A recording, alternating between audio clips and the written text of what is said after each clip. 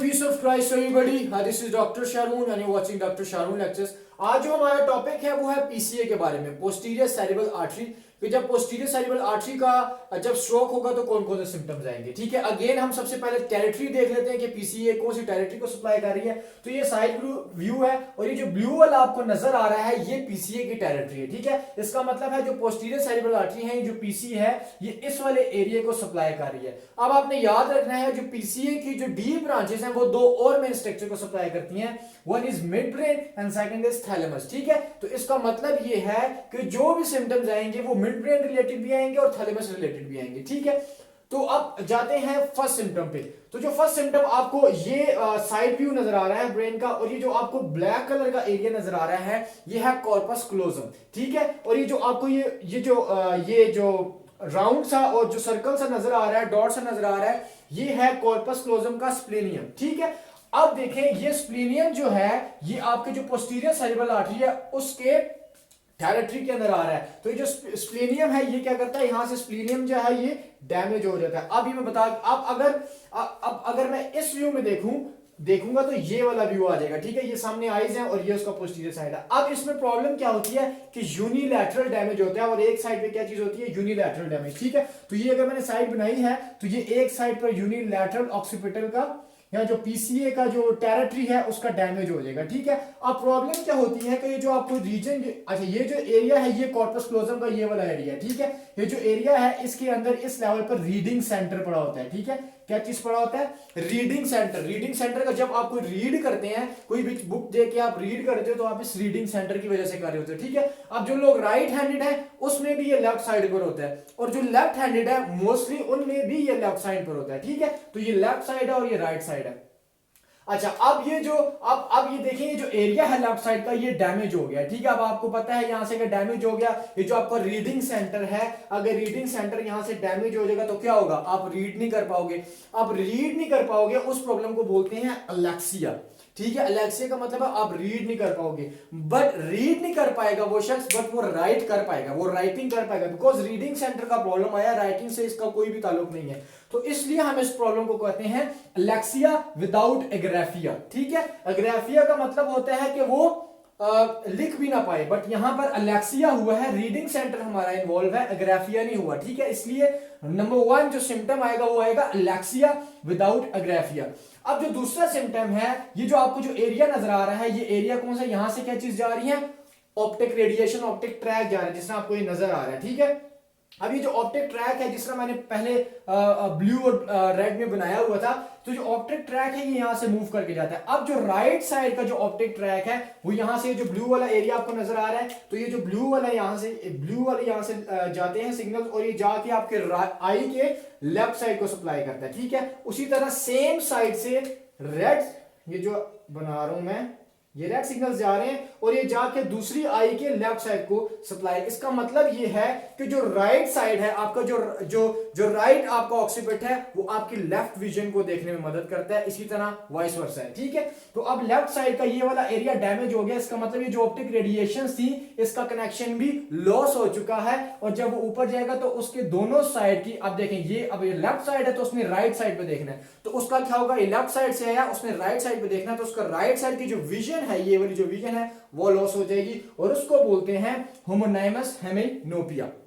तो दो सिम्टम्स हमने पढ़ लिए, number 1 is alexia without agraphia, number 2 symptom हमने पढ़ लिया होमोनाइमस हेमिनोपिया। ठीक है, सेकंड सिम्टम की तरफ जाते हैं, उसके थर्ड सिम्टम की जो है एंटन सिंड्रोम। ठीक है, अब एंटन सिंड्रोम अगेन, अच्छा ये यूनिलैटरल पे डैमेज हुआ था। एंटन सिंड्रोम में जो डैमेज होता है ऑक्सीपिटल रीजन पे, जो पीसीए की जो टेरिटरी है उसके बायलैटरल दोनों तरफ डैमेज हो जाता है, और जब दोनों तरफ डैमेज होगा अगेन, अब यहां से क्या चीज गुजर रही थी, आपकी आई का ट्रैक था, ऑप्टिक रेडिएशन तो सारा आई का ट्रैक जा रहा था, अब यहां से दोनों साइड का ट्रैक खत्म हो जाएगा और पर्सन क्या हो जाएगा, पर्सन कोर्टिकल ब्लाइंडनेस, पर्सन अंधा हो जाएगा।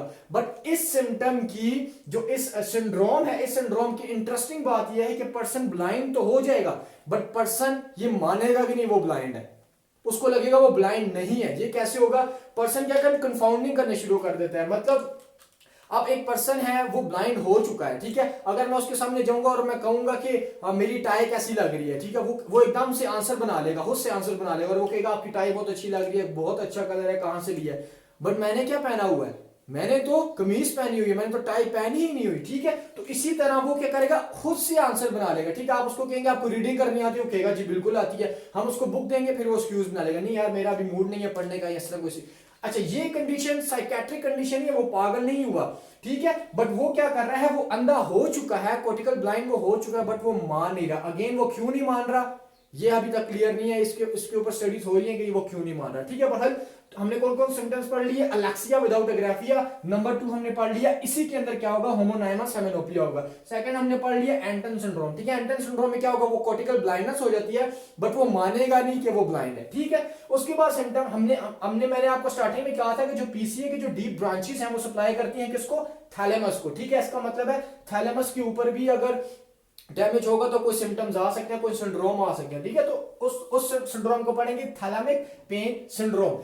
थैलेमिक पेन सिंड्रोम में ये होता है कि आपके थैलेमस की तरफ जो पीसीए सप्लाई कर रहा है वहां पर स्ट्रोक हो जाता है। उसमें प्रॉब्लम ये होती है कि इंसान का एक बॉडी की पूरी जो हाफ साइड है, जिस तरह आप ये पिक्चर में देख रहे हैं, उसकी पूरी हाफ साइड पे इनिशियल स्टेट में, या जब उसको ये प्रॉब्लम स्टार्ट होती है तो शुरू में उसको क्या फील होगा, उसको शुरू में टिंगलिंग फील हो जाएगी, ठीक है। सुइयां चुभने वाली कोई सेंसेशन उसको फील होना स्टार्ट हो जाएगी, ठीक है। अब ये इनिशियल स्टेजेस में टिंगलिंग आती है, जब ये स्टेज कुछ टाइम के बाद प्रोग्रेस होगी तो वो कन्वर्ट हो जाएगी बर्निंग पेन में। अब उसको एक पूरी साइड पर बर्निंग पेन स्टार्ट हो जाएगी, जिस तरह इंसान को जल जाता है तो वो वाली पेन आती है, बर्निंग पेन, ठीक है। अब ये अगेन कुछ टाइम के बाद मजीद प्रोग्रेस होगी और वो कॉज करेगी हाइपरएल्जेसिया। हाइपरएल्जेसिया क्या, वो पेन के लिए बहुत ज्यादा सेंसिटिव हो जाएगा, ठीक है। इसका मतलब क्या है कि पेन के लिए सेंसिटिव होगा और वो कॉज करेगा एलोडीनिया। नाउ व्हाट इज एलोडीनिया, एलोडीनिया उस स्टेट को बोलते हैं जो नॉर्मल आपको जो स्टिमुलस मिल रहे हैं जो हमारे लिए पेनफुल नहीं है, वो उन लोगों के लिए बहुत ज्यादा पेनफुल होंगे। फॉर एग्जांपल ये मार्कर है और ये मार्कर मैं अपने आप को सिर्फ पिंच कर रहा हूं, ठीक है, ये मेरे लिए इतना ज्यादा पेनफुल नहीं है, बट इन पेशेंट के अंदर एलोडीनिया हो गया। एलोडीनिया का मतलब है जो नॉर्मल स्टिमुलाई भी उसको मिलेगा वो भी उसको बहुत ज्यादा बर्निंग पेन कॉज करवाएगा। इसी तरह एक और एग्जांपल है, मैंने शर्ट पहनी हुई है, ठीक है। अब मैंने ये शर्ट तो पहनी हुई है, मुझे मेरी शर्ट कॉन्टिन्यूसली मेरी बॉडी के ऊपर टच हो रही है, तो मुझे ये नॉर्मल स्टिमुलस है, मुझे कोई पेन नहीं आ रहा, कुछ भी नहीं आ रहा। बट इन पेशेंट्स के अंदर जब वो शर्ट भी पहनेंगे तो उनको वो जो नॉर्मल स्टिमुलस है वो भी पेन कॉज करवाएगा, उसको बोलते हैं हम थैलेमिक पेन सिंड्रोम। उस कंडीशन को बोलते हैं एलोडीनिया, ठीक है। तो थैलेमिक पेन सिंड्रोम में क्या होगा, स्टार्टिंग में टिंगलिंग सेंसेशन फील होगी, प्रोग्रेस करेगी, वो बर्निंग पेन में प्रोग्रेस करेगी, वो हाइपरएल्जेसिया में प्रोग्रेस करेगी, वो एलोडीनिया में। एलोडीनिया क्या है, जो नॉर्मल स्टिमुलस मिलते हैं वो भी पेन कॉज करवाने स्टार्ट हो जाते हैं, ठीक है। उसके बाद नंबर 4 सिंड्रोम हम पढ़ते हैं बैलेंस सिंड्रोम, ठीक है। Now what is balance syndrome, balance syndrome के अंदर जो आपका जो एरिया है, ये अगेन बैक की पिक्चर है, इस एरिया में ऑक्सीपिटल रीजन के साथ साथ स्लाइटली पैराइटल जो रीजन है वो भी डैमेज हो। अगर साइड व्यू से देखें तो ये जो एरिया आपको नजर आएगा, ये वाला जो एरिया है, ये एरिया डैमेज हो जाएगा, जिसमें ऑक्सीपिटल रीजन भी डैमेज है जिसको पीछे सप्लाई कर रहा है, साथ में पैराइटल ड्रॉप भी डैमेज हो जाता है, ठीक है। अब ये बायलैटरल साइड पे होगा, दोनों साइड पे होगा, ठीक है। अब इस सिंड्रोम के अंदर नंबर 1 जो सिम्टम आएगा वो आएगा ओक्लोमोटर अप्रैक्सिया। ओक्लोमोटर अप्रैक्सिया, जब आप डॉक्टर के पास जाते हैं, आपने बहुत ज्यादा टाइम देखा होगा कि डॉक्टर कहता है आपने मेरी फिंगर को देखना है और वो फिंगर को मूव करता है, साथ में वो पेशेंट क्या करता है, हम डॉक्टर पेशेंट को कहता है कि आपने जिधर जिधर मेरी फिंगर जाएगी उधर उधर अपनी आई साइड को मूव करवाना है। अब इस पेशेंट के अंदर जब आप अपनी आई साइड, जब आपने फिंगर को दूसरी साइड पे लेके जाएंगे तो वो पेशेंट उस जो मूविंग जो स्टिमुलस है उसको वो देख नहीं पाएगा, inability to see the moving objects, ठीक है, उसको बोलते हैं ओक्लोमोटर अप्रैक्सिया। तो बैलेंस सिंड्रोम के अंदर नंबर 1 सिम्टम क्या आएगा, oculomotor apraxia. Number 2 optic ataxia. Optic ataxia का मतलब क्या है कि अगर आप उसके सामने कोई पेन रखेंगे, उसको पेन नजर तो आ रहा है, ठीक है, उसको जब आप उसको बोलेंगे कि इस पेन को पकड़ने की कोशिश करो, इस पेन को पकड़ो, तो वो क्या करेगा कि वो इस पेन के यहां से पकड़ रहा होगा, इस एरिया से पकड़ रहा होगा, ठीक है, और इस एरिया से पकड़ रहा होगा। फिर वो थोड़ी सी कोशिश करने के बाद अब आंखें उसकी खुली हुई हैं, वो देख रहा है पेन को, ठीक है जी ये पेन है, इसको पकड़े, वो पकड़ेगा, यहां से पकड़ेगा, यहां से पकड़ेगा, ठीक है, एग्जैक्ट पहुंच नहीं पाएगा, इसको बोलते हैं ऑप्टिक अटैक्सिया। ये सारी बैलर अटैक्सिया नहीं है, सारी बैलर अटैक्सिया का होता तो उसकी कोऑर्डिनेशन के अंदर प्रॉब्लम होती, ठीक है, बट ये ऑप्टिक अटैक्सिया, ये उसको पकड़े और थोड़ा सा मूवमेंट करने के बाद जब उसको टच होगा तो वो उसको पकड़ लेगा, ठीक है। 2 हमने पढ़ लिए बैलेंस सिंड्रोम में, number 1 oculomotor apraxia, number 2 optic ataxia. Number 3 है साइमोनटेग्नोसिया। साइमोनटेग्नोसिया का क्या मतलब है, साइमोनटेग्नोसिया का मतलब है कि वो एक टाइम पे साइमल्टेनियसली बहुत ज्यादा चीजें नहीं देख पाएगा, ठीक है। उसकी एग्जांपल बनाने के लिए मैंने यहां पर ये कह रहे हैं, मैंने 6 से एक पूरा 6 बनाया हुआ है, ठीक है। तो जब आप उसको ये पिक्चर दिखाओगे तो वो सिर्फ इस एक 6 को देखेगा, बट ये जो पूरा 6 बना हुआ है इसको वो नहीं देख पाएगा, ठीक है।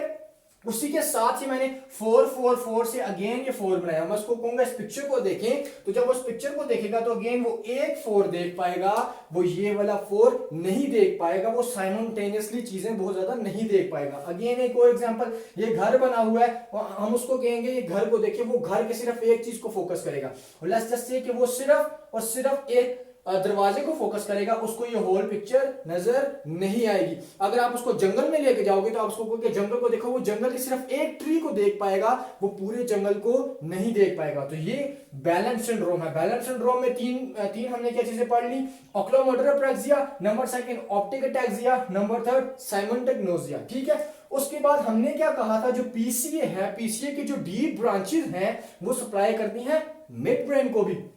तो अब जो भी प्रॉब्लम होगा वो मिड ब्रेन रिलेटेड है। ठीक है, अब मिड ब्रेन को देखें, अगर मिड ब्रेन को हम इस व्यू से देखें तो मिड ब्रेन को जो सप्लाई कर रही है पीसीए वो थर्ड नर्व, और ये जो आपको ये जो रेड कलर का ये जो एरिया नजर आ रहा है, ठीक है, ये थर्ड नर्व है और ये कोर्टिकोस्पाइनल ट्रैक है। ठीक है, कोर्टिकोस्पाइनल ट्रैक है जो आपका मोटर एरिया है या स्पाइनल एरिया है जो भी ब्रेन की है, उसको पूरी बॉडी की इंफॉर्मेशन या पूरी बॉडी की तरफ जाती है तो ट्रैक के जरिए जाएगी, रस्तों के जरिए जाएगी, तो ये उसमें से एक रास्ता है। ठीक है, अब क्या होता है, ये जो वेबर सिंड्रोम है, वेबर सिंड्रोम के अंदर आपका ये थर्ड न्यूक्लियस और ये जो कोर्टिकल स्पाइनल ट्रैक है ये अफेक्टेड हो जाते हैं। ठीक है, ये जब अफेक्टेड होंगे तो जब थर्ड नर्व अफेक्ट होगी तो क्या चीज कॉज होती है, इप्सिलेटरल थर्ड नर्व पॉलिसी।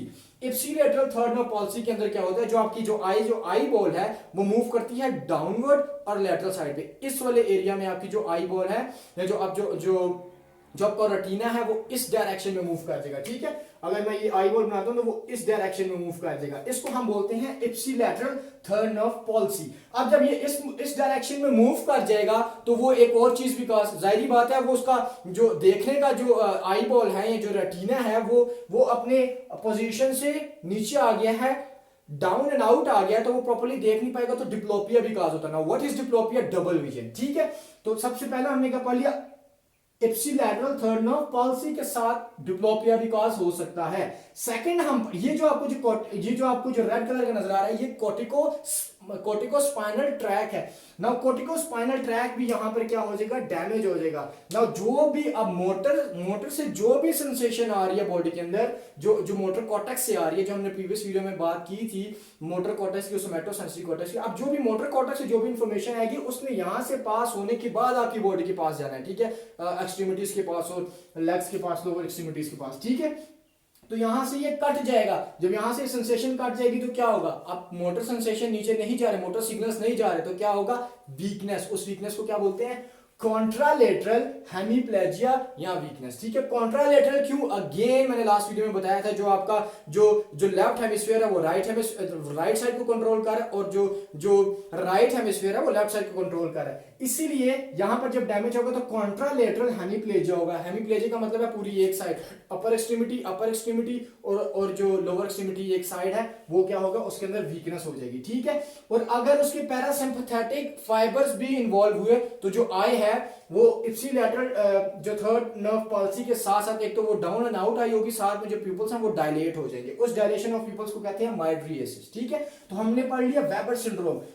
जो पीसीए का जो स्ट्रोक है उसके अंदर वेबर सिंड्रोम भी कॉज होता है, क्योंकि जो पीसीए की जो डीप आर्टरीज हैं वो जाकर सप्लाई करती हैं मिड ब्रेन को भी। तो कौन सा डैमेज होगा, थर्ड नर्व और कोर्टिकोस्पाइनल ट्रैक अगर आपके डैमेज हो जाएंगे तो थर्ड नर्व से क्या कॉज होगा, इप्सिलैटरल थर्ड नर्व पॉलिसी, और उसकी वजह से क्या होगा, डिप्लोपिया। थर्ड नर्व पॉलिसी क्या, आपके जो आई बॉल है वो डाउन एंड आउट आ जाएगा। ठीक है, सेकेंडली हमने कहा कोर्टिकोस्पाइनल ट्रैक डैमेज हो जाएंगे। जब कोर्टिकोस्पाइनल ट्रैक डैमेज होगा तो क्या कॉज होगा, कॉन्ट्रालेटरल हेमीप्लेजिया या वीकनेस कॉन्ट्रालेटरल साइड पे। ठीक है, उसके बाद एक मजीद सिंड्रोम होता है जो अगेन मिड ब्रेन का डैमेज होने के बाद की वजह से होता है। उस सिंड्रोम को बोलते हैं क्लॉट सिंड्रोम ना। क्लॉट सिंड्रोम के अंदर थर्ड नर्व और साथ में आपको जो रेड कलर का स्ट्रक्चर नजर आ रहा है ये है रेड न्यूक्लियस। ठीक है, तो इस पर कौन से स्ट्रक्चर इफेक्ट होंगे, third nerve and red nucleus. Now red nucleus क्या करता है, रेड न्यूक्लियस आपके सेरिबेलम के साथ कम्युनिकेट करता है। ठीक है, रेड न्यूक्लियस, ये अगर आप ये वाली पिक्चर देखें तो ये क्या है, ये रेड न्यूक्लियस है और ये सेरिबेलम है। जो कॉन्ट्रालेटरल साइड पे जो सेरिबेलम है उसके साथ ये कम्युनिकेट करता है और कोऑर्डिनेशन के अंदर, मूवमेंट कोऑर्डिनेशन के अंदर हमारी मदद करता है। तो अब क्या होगा कि ये रेड न्यूक्लियस डैमेज हो जाएगा। तो जब रेड न्यूक्लियस डैमेज हो जाएगा तो क्या कॉज होगा, कॉन्ट्रालेटरल अटैक्सिया, ठीक है, simple contralateral ataxia. Red nucleus, जब आपका रेड न्यूक्लियस जो है वो यहां पर डैमेज हो जाएगा तो कॉन्ट्रालेटरल अटैक्सिया होगा, ठीक है।